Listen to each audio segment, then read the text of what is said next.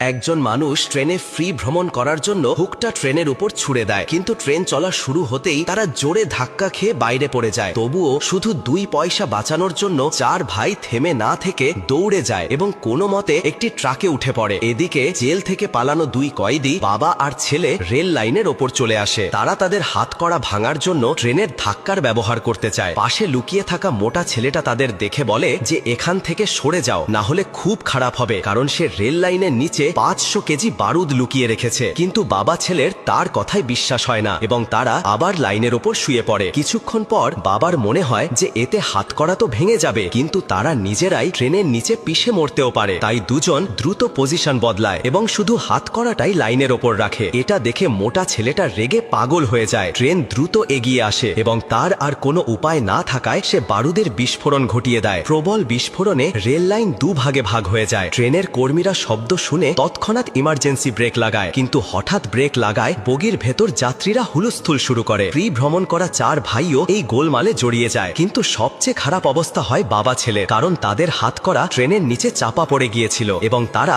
আবার ধরা পড়ে জেলে পাঠিয়ে দেওয়া হয়।